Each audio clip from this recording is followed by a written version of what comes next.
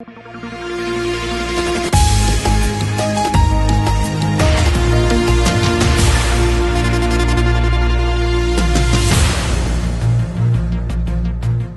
नाईक हे भाजपात जाण्यात अतिशय उत्सुक आहेत, मात्र त्यांचा भाजप प्रवेश हा शरद पवार यांच्यामुळे रोखण्यात आलेला आहे, असं विधान आमदार मंदा म्हात्रे यांनी केलेलं आहे। एका भाजपच्याच आमदारांनी असा आरोप केल्यामुळे किंवा असं विधान केल्यामुळे निश्चितच त्याला एक वजन प्राप्त झालेलं आहे।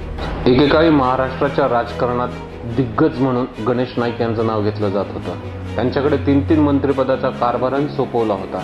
एक अतिशय वजनदार राजकीय व्यक्ती म्हणून त्यांचं नाव घेतलं जात होतं। एकेकाळी मुख्यमंत्री पदाचे तगडे दावेदारही त्यांना मानलं जात होतं। मात्र गत विधानसभा इलेक्शनमध्ये ते हरले आणि त्याच्यानंतर सर्व चित्र पालटलं।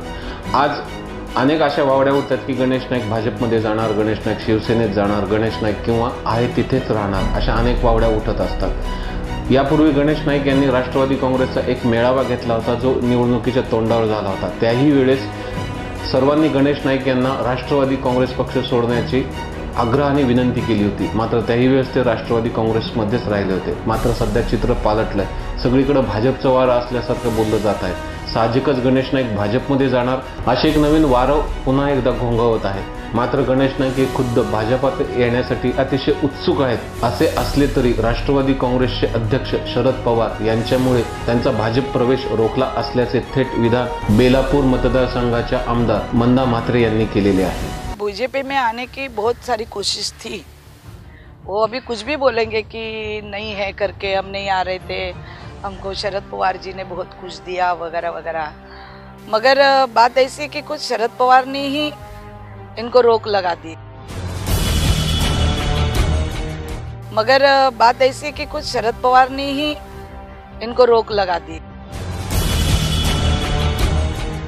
क्योंकि इनको सब कुछ देने के बाद जब ये पार्टी छोड़ने पर गए दिसंबर में, आपने देखा होगा बहुत सारी न्यूज चल रही थी।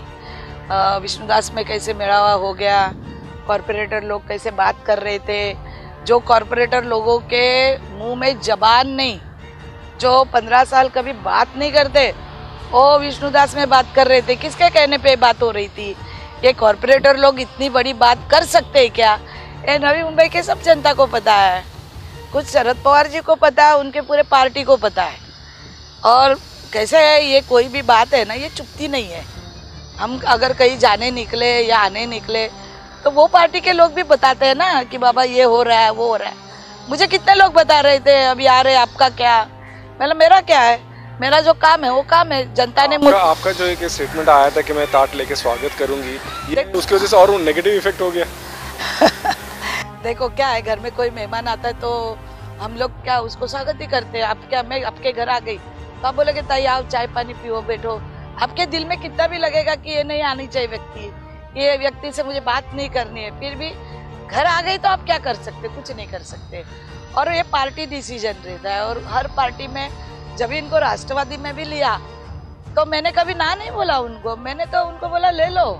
उसी टाइम मैं ही आ गई थी इनको लेने में। इस बार कोई डिस्कशन नहीं ये हुआ नहीं है। मगर मुझे नहीं लगता है भारतीय जनता पार्टी किसी ऐसे लोगों को लेगी जो सिर्फ अपने बच्चों के लिए, अपने लिए आएगी। तो ये भारतीय जनता पार्टी में एक बहुत सारे ऐसे लोग हैं कि जो काम के लिए, विकास के लिए काम करते हैं। कोई व्यक्ति के लिए यह काम नहीं होता है। आगे जाके कैसा अपना बच्चा डेवलप हो, इसके लिए आगे तो यहाँ पर आके कोई फायदा भी नहीं होगा। और मुझे नहीं लगता भारतीय जनता पार्टी ऐसा कुछ निर्णय लेगी, क्योंकि यहाँ की लीडरशिप मुझे दे चुके हैं वो, और अगला चुनाव के लिए भी मुझे काफ़ी प्रोग्राम दे चुकी है पार्टी। और ऐरोली में भी मैं अभी 1 साल के बाद फ्री होल होने के बाद मैं ऐरोली में सबसे ज़्यादा ध्यान देने वाली हूँ। और ऐरोली कॉन्स्टिट्यूंसी भी बीजेपी की हो जाए या यहाँ का MP हो, MLA हो, उसके लिए हम लोग सब मिलकर एक कोशिश करेंगे कि पार्टी जीतनी चाहिए। और मैं अभी फ्री होल के बाद मेरे को अभी आप देखेंगे। हे सर्व खुलासे आमदार मंदा म्हात्रे यांनी नवी मुंबई आवाजच्या बातों बातों में या विशेष कार्यक्रमात केलेले आहेत।